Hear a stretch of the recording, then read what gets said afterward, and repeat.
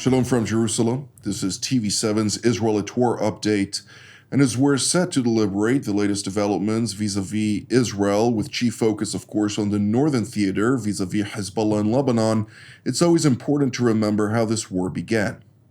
355 days ago, on October 7th of last year, the Islamist Palestinian terror group Hamas and its affiliates in the Gaza Strip launched an onslaught on southern Israel, declaring war by perpetrating a massacre, murdering some 1,200 mostly civilians, wounding over 4,800 others, and kidnapping 246 people, including elderly, men, women, children, and infants. 101 of them remain in Hamas captivity to date. The subsequent day, on October 8th of last year, Iran essentially joined the war by greenlighting its proxy Hezbollah to launch cross-border attacks against Israel. Since then, Hezbollah has launched over 7,000 projectiles towards Israeli territory. Let's now turn to our TV7 editor-at-large, Mr. Amir Oren. Amir, what can you update us with on the latest? So yesterday at the UN General Assembly, the new president of Iran, had a very peace-loving speech in which he was pleading with the United States to go back to the nuclear deal, and his own proxy, Hezbollah, at exactly the same minute Hamas started its horrific massacre last October the 7th at 6:29 a.m., probably not a coincidence. Hezbollah launched a rocket, a ground-to-ground, surface-to-surface missile at the Tel Aviv metropolitan area. Now, fortunately, we have an in-house expert here who is much better able to go into the details. But this particular missile, which was aimed, according to Hezbollah, at several intelligence facilities just north of Tel Aviv, was intercepted by one of Israel's missile defense systems, David's Sling, and other rockets and missiles landed further north in the Galilee area, causing some damage, and several people were wounded, two of them badly. But all in all, up to now, fortunately, no fatalities. Israel is methodically striking Hezbollah targets, mostly in South Lebanon. We know that several times the Dahya, the South Beirut stronghold of Hezbollah, has been targeted, but with a focus on certain key officials of Hezbollah. And interestingly enough, Hezbollah did not respond by trying to strike Hakiria, the Israeli Defense Ministry and IDF General Headquarters, which is in a residential area in Tel Aviv. It chose to focus on what it termed Mossad headquarters and military intelligence facilities, surrounded by some of the main roads, and not too far from there. Yes, there are residential communities, but apparently they took care not to strike those residential areas, which would have immediately brought a much harsher Israeli response, perhaps including this ground maneuver. And just to add to what you said about Defense Minister Gallant and Major General Gordon, two reserve brigades, infantry brigades, were called up as an emergency measure. They will go up north. They will get up to speed just in case a ground maneuver will be decided on by the cabinet. Thank you, Mr. Oren. Let's now turn to elsewhere here in Israel, where we're joined by the commander of the Israeli Air Force Task Force for Air and Missile Defense, namely Brigadier General in Reserve Doron Gavish. It's good to see you, General. Good to see you, General. So it's good to have you indeed.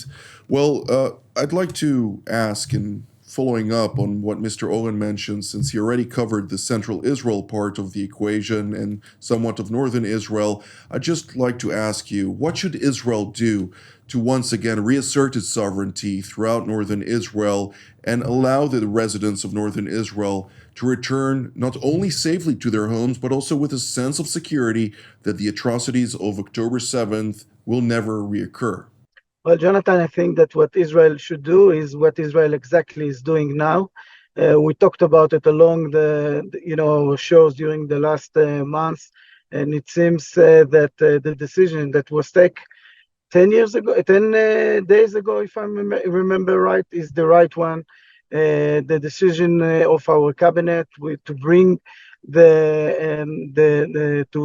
to make the northern part of Israel part of the goals, which is mean bringing back the civilians to their homes securely. And this is what the new goal, this is the way that it was defined. And one, it was defined like this. Now the military, of course, could be more free in basically doing whatever is needed in order to do it. And we started with the airstrikes, and in the last few days, we're talking about thousands of airstrikes, which are mainly against the command of those terrorist organizations from the Hezbollah, against their control measures, against the arsenal of rockets and missiles that they have there, and against the terrorists themselves. And this is what we are seeing in the last few days. When it comes to the defense against rockets and missiles, we always talk about the four main pillars. One of them is the one in the attack, which is denying our enemy even to shoot toward us. So you attack them even before they are being shot toward you. Alert, you want to provide an alert to the civilians, to the military installation, to the strategic installation, and you do it by array of radars that are being deployed in the northern part of Israel. And then the active defense and the passive defense, actively intercepting with the Iron Dome, David Sling, and other systems. And if it's UAVs or cruise missiles, it would be done also with the Israeli airplanes. And of course, the passive defense, which means asking the civilians of Israel to go to the shelter once they hear a siren. You combined all of those together, although that in the last 3 to 4 days, there were hundreds of missiles, rockets, that were shot from the Hezbollah, from Lebanon toward Israel. We have no one that was killed from a hit. And this is because this combination is working. The vast majority of them were intercepted. Those that were not intercepted, the behavior of the civilians saved their lives. And I think that we could be very proud, humbly saying it, with the results until this point. The last thing that I would add is that, as you mentioned, today they were trying to shoot a missile, and they shot a missile toward the central of Israel. And this was also intercepted by the David Sling system, or I should say by the men and women that are operating this system. And here again, we see the multi-tier defense of Israel. Thank you, General Gavish. Let's now turn to Washington, D.C., where we're joined by retired Colonel Joel Rayburn, senior fellow at Hudson Institute, the founding director of the American Center for Levant Studies, and formerly, of course, a U.S. Special Envoy for Syria, a senior director at the NSC for pretty much every country north and east to Israel. So we'll leave it at that. It's good to see you, Joel. Well, Mr. Oren mentioned, of course, the remarks made by the Iranian president, the recently appointed, even though for public relations elected leader, namely Masoud Pezeshkian. These remarks that he made were just a charade of deceit, utilizing the public stage for propaganda purposes. And while in history, let's put it this way. I wouldn't want to take out of my time to try and interview Goebbels if I could get an opportunity to understand the mind of Hitler. So let's focus on the remarks made by Ayatollah Ali Khamenei today in a sermon which he made, in which he said the following: America is behind it. The Americans say we're not involved. We have no information. They're saying the opposite. They know it. They are involved, and they need the victory of the Zionist regime for the upcoming elections. The current American government needs to show that it has supported the Zionist regime and won. And then it continues to say that Hezbollah in Lebanon has sacrificed itself for Gaza and puts itself forward in the face of these bitter incidents. It's doing jihad for Allah. What should we take out of those remarks? I think the first thing to take, Jonathan, is that the war that has been going on across the northern Middle East since October 7th, and really before that, is Supreme Leader Khamenei's war. This is Khamenei's war against Israel, against the United States, and against their Arab allies in particular. Full stop. It's being prosecuted for his ideological reasons.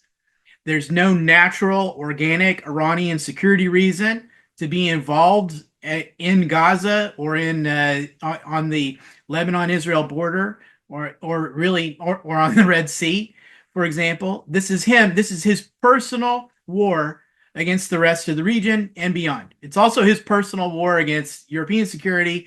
He's for more than 30 years sponsored intelligence assassination plots and kidnapping plots in Europe, and now he's supplying Russia with missiles with which to do damage to Ukraine and so on. So I think that's the takeaway. The Iranian president speaking yesterday at the UN General Assembly is irrelevant. You're right. The real speech, the real strategy is back home in Tehran, and it resides only in this 85-year-old deranged, warmongering lunatic, ideologically driven fanatic, Ali Khamenei. Indeed. Well, in that same breath, Mr. Owen, Ali Khamenei also declared that Hezbollah has already won, apparently. And beyond that, of course, we saw the one of the hospitals here in Israel offering Khamenei free service to undergo eye test to check whether or not he can see clearly. But all jokes aside, he did highlight that the definite ruling of Sharia in his justification of pursuing a war against Israel is that it is mandatory for everyone to try and help to return Palestine and the Al-Aqsa Mosque to Muslims, which is, of course, an emphasis that he makes that the lands of Israel, they need to be conquered. What should we take out of that, and how can we basically translate that to the rest of the world? Well, you may ask the Saudis and the others if they are willing to let the Persians spearhead any kind of campaign to win back whatever lands the Muslims sometimes in antiquity ruled and lost. Of course, this is just propaganda. But, in your introduction, you said that Iran has given Hezbollah the green light on October the 8th to start attacking Israel in order to help Hamas from Israel's northern flank. But what it has been doing in addition to this green light is also giving Hezbollah the red light. And obviously in Tehran, they fear that Israel will use what has been happening over the last year as a justified reason in the eyes of the entire world, or at least the Western world, to go back into Lebanon and eradicate Hezbollah and thereby deny Iran the reserve missile force, which it built up for a rainy day, when the rain would come down on the Iranian nuclear infrastructure. So it seems like a very delicate dance that Hezbollah has been taking. If you look at the amount of destruction that Hezbollah has suffered over the last couple of weeks, starting with the beepers and the walkie-talkies and the entire chain of command of Hezbollah and especially of its elite Radwan force. Every day brings a new targeted assassination and many, many Israeli airstrikes. The latest, by the way, some 60 targets of the Hezbollah intelligence staff, mostly in South Lebanon, but also in some places even north of Beirut. And the Hezbollah response is quite measured by, of course, the standards of what it still has. And Israel has not preempted the main missile force, the precision-guided missile force. So they do seem to persist what Hezbollah used to call equation. One last note. We always talk about Israel against Hezbollah. Of course, in the propaganda arms, it is called Israel's war on Lebanon. But Lebanon doesn't have any real dispute with Israel. It is not a state against state. Israel is being attacked by a terror organization, a proxy of Iran, which happens to reside in Lebanon. And Lebanon should put its house in order. Of course, it's a very, very long order, but nevertheless, it should. And if it wants to live in peace and quiet side by side in Israel, it is always invited to do. Well, I will say this in a very open manner. We love Lebanon. We love the people of Lebanon, and they're great people. Unfortunately, they've been hijacked, and they will say the same. There's no hiding in this. They're very public about it, and they're very fearful for their own lives. With that being said, as you say, years before the so-called stinking campaign or the various public outcries over the deep-rooted corruption in Beirut have been manifest in a failing economy, have allowed Iran to enter into the picture, very similar to the situation in the West Bank, where we see Ramallah's corruption allowing Iranian elements to start buying off clans for its own malign aspirations and activities in the northern Samaria region. And therefore, for the sake of Lebanon, I hope that corruption will come to an end and they'll be able to resolve the disagreements with the IMF, the International Monetary Fund, to gain the bailout necessary to once again bring Lebanon up to its feet. Unfortunately, Lebanon is responsible for its own sovereign territory, and so long as it is a sovereign state and regarded as such, Hezbollah is very much part of Lebanon and a functioning part of its political society, and therefore it also will bear the brunt for the activities that it is pursuing, even though it is at Iran's behalf.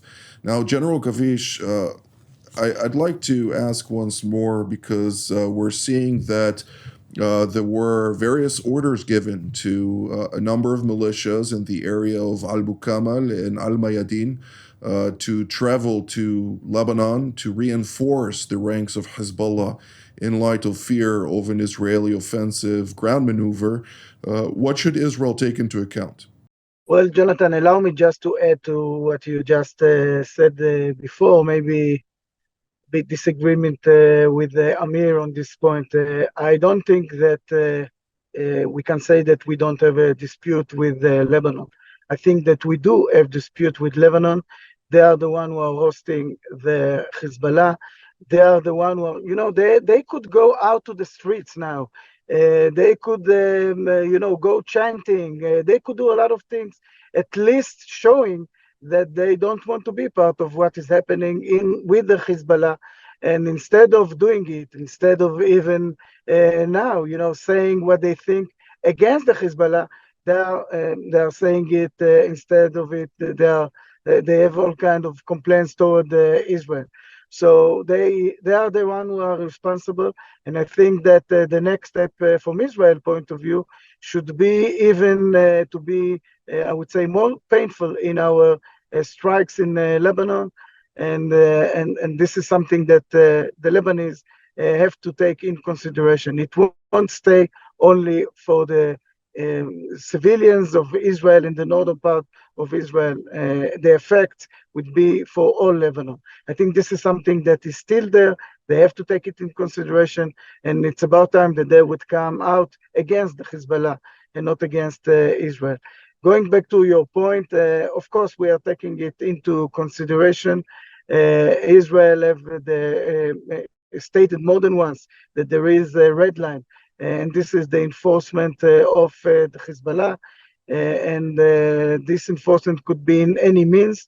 And if we would see that this is what is happening, we would react accordingly. The last thing that I want to add, Jonathan, is, I'm putting my commander hat now, and we're talking about the defense of Israel with air and missile defense. We're talking about the systems, but I would like to say a word to the men and women. 50%, by the way, of the defenders in the air defense are women. And I want really to appreciate the job that are being done. The vast majority of the interceptors of the rockets are being intercepted.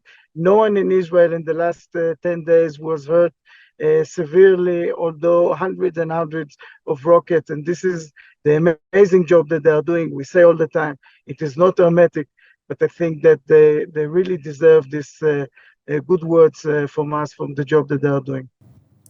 Thank you, General Gavish. Colonel Rayburn, I'm sure you may disagree with some of what Doron said, some of what Amir said, and agree also with parts of what both said. I'd love to hear your insight into this. Well, listen, there's not going to be a popular uprising against Hezbollah or the Iranians inside Lebanon. There already was one in 2019, and it was heavily suppressed. The popular protest movement actually hung in there for almost a year until the port explosion, I think, killed off its hopes, because it left so many of the people that were taking part in that movement were then left homeless. And that was all done essentially, it was effectively against Hezbollah. That movement was a protest movement against Hezbollah, but also against the political classes that essentially had become pawns of Hezbollah or in cahoots with Hezbollah. And Hezbollah teamed up with that political establishment to suppress that popular movement. So there's not going to be that kind of outbreak now. Many of the people that would take part and help organize it are now outside of the country because they couldn't stay in the country. Also, everyone who does that in Lebanon faces the very real threat that they're going to be murdered. Hezbollah, murdered Rafiq Hariri. If they can touch Rafiq Hariri, of course they can touch protest organizers. So I wish it were different, but it's not going to happen. So it's a bit pointless also to try to hold Lebanese government institutions responsible for what Hezbollah does. These guys are just entirely powerless. They're all kind of they're all kind of hostages. Some of them are in Stockholm syndrome, under Stockholm syndrome of Hezbollah, and make excuses for Hezbollah. But make no mistake, the Lebanese government institutions have no power over Hezbollah whatsoever. So they're just bystanders in this. And I think everyone in Lebanon is hoping. I think they're hoping Hezbollah is destroyed. I think their attitude, if I had to express it, and none of them would say this out loud because they were afraid of retaliation, they would all hope, okay, yeah, we hope Hezbollah is finished off. But if Hezbollah is going to be finished off, then please, for the love of God, Israel, do it quickly and do it with as little damage to innocent people as possible.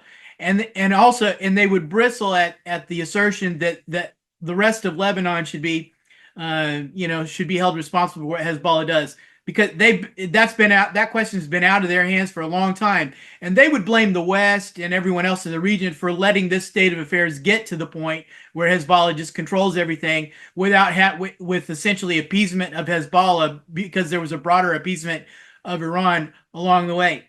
So I think that's the political situation and the social situation inside Lebanon. Don't look for any answers from there, unfortunately.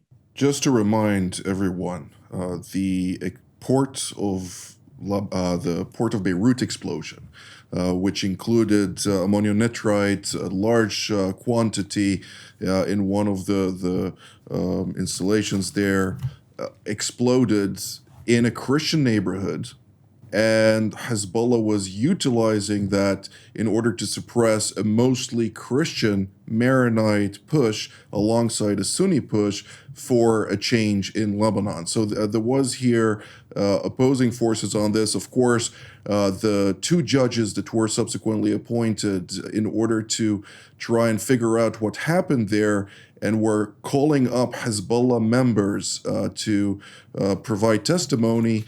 Those people never showed up, and those judges were put under threat for their lives. So the situation there was very difficult from the start. But unfortunately, this is all the time that we have for today. We will discuss more, of course, in our update tomorrow. I'd like to immediately thank Colonel Rayburn, General Gavish, and Mr. Olin for all of your insights.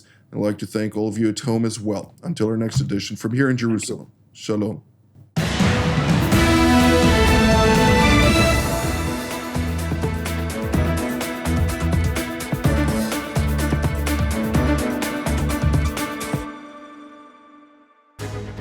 My name is Doron Gavish, and my background 30 years of serving in the Israeli Air Force.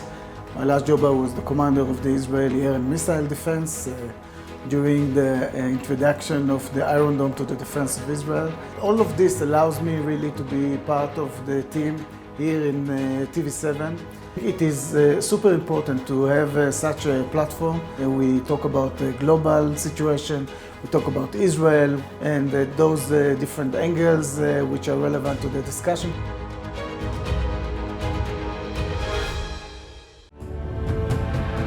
The Middle East, home to the cradle of civilization, retains a reputation from time immemorial as one of the most complex, conflict-ridden regions of the world. A cluster of nations, religions, powers, and influences, Mideast intricacies pose conundrums to even the most astute individuals. Bombarded daily, indeed every minute, by a barrage of information, some accurate, yet most of it less so, TV7 Israel invites you to watch and hear some of the most knowledgeable experts, most of whom partook in creating policies shaping this region today. Join us for Jerusalem Studio every Tuesdays and Fridays for content that truly matters. For more of TV7's productions and editorials, we invite you to visit our website at www.tv7israelnews.com.